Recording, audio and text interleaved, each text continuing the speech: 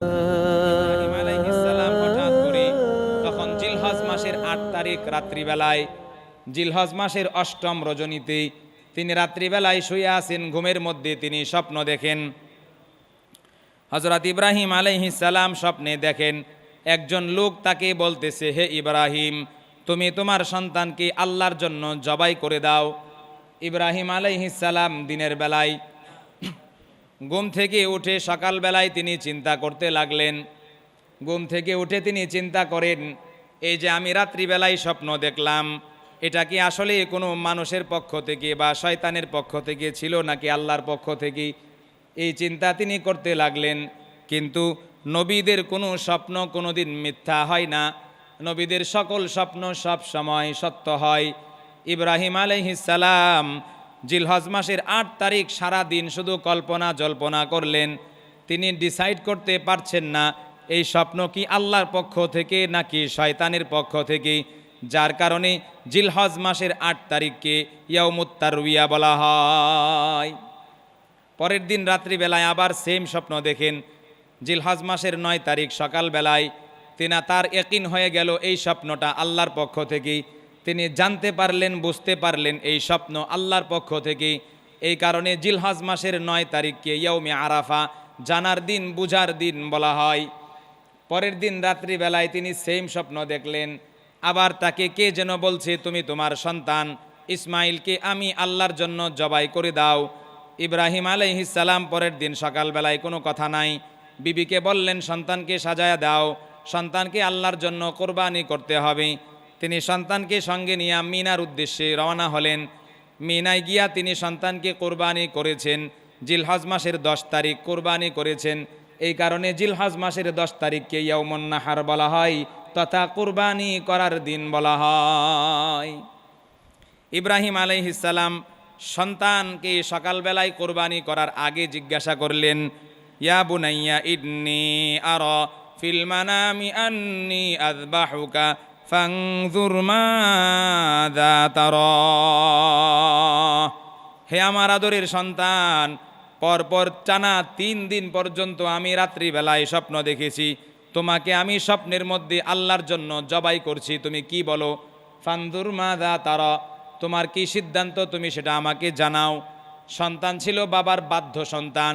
তিনি কাল বিলম্ব না করি, কোনো চিন্তা ফিকির না করি, সঙ্গে সঙ্গে বাবাকে জানায়া দেয়, ইয়া আবাতি ফাআল মা তুমার সাতাজিদুনি ইনশাআল্লাহু মিনাস সাবিরিন।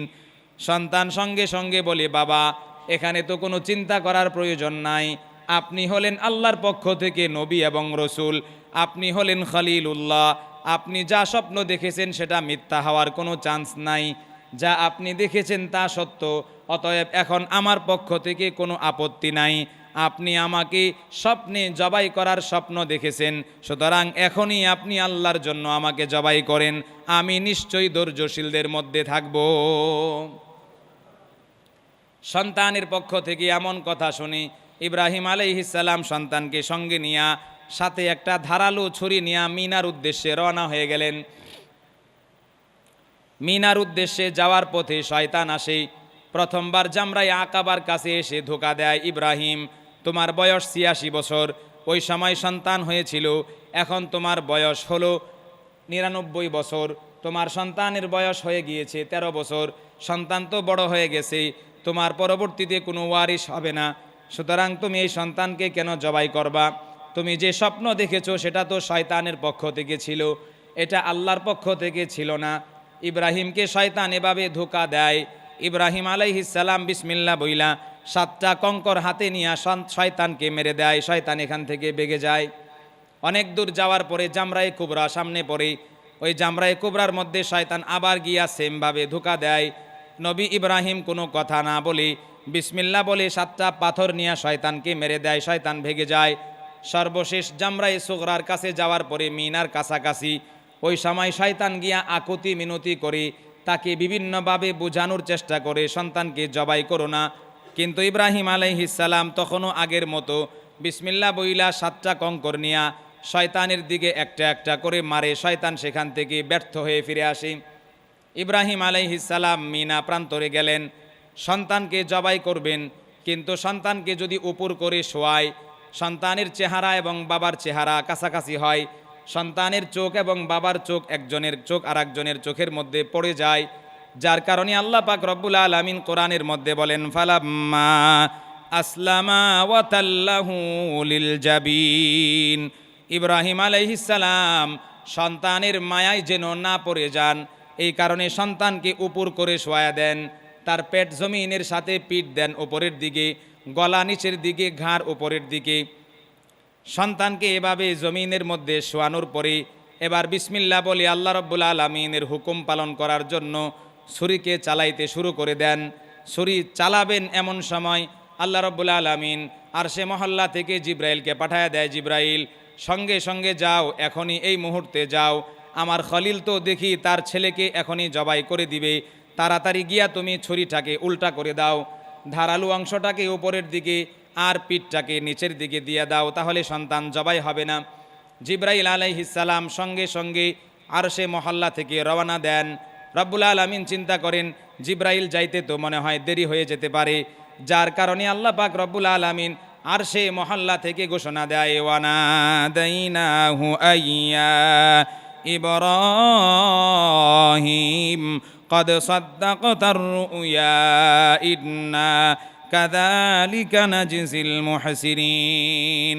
রব্বুল আলামিন ঘোষণা দেয়, হে ইব্রাহিম, তুমি তোমার স্বপ্নকে সত্যে বাস্তবায়ন করেছো, আমি তোমাকে পরীক্ষা নিয়েছিলাম, তুমি তোমার পরীক্ষায় উত্তীর্ণ হয়েছো, চক্ষু খুলে দেখো, তোমার জন্য বড় একটা পুরস্কার।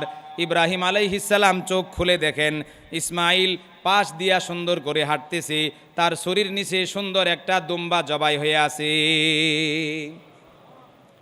ইব্রাহিম আলাইহিস সালাম সঙ্গে সঙ্গে জিব্রাইলকে জিজ্ঞাসা করে, জিব্রাইল এই দুম্বা, বলে আপনার কি জানা নাই প্রথম নবী প্রথম মানব হযরত আদম আলাইহিস সালামের ছেলে হাবিল যখন দুম্বাটাকে আল্লাহ পাক রব্বুল আলামিনের জন্য কুরবানি করেছিল, খোলা মাঠের নিচে যে দুম্বাটাকে সে ছেড়ে এসেছিল, আসমান থেকে আগুন এসে যে দুম্বাকে বর্ষ করে দিয়েছিল, আল্লাহ রব্বুল আলামিন সেই দুম্বাকে জীবিত করে আপনার সন্তানের বদলায় পাঠায়া দেয়। হযরত ইব্রাহিম আলাইহিস সালাম তিনি চক্ষু খুলে দেখেন সুন্দর একটা দুম্বা জবাই হয়ে আছে।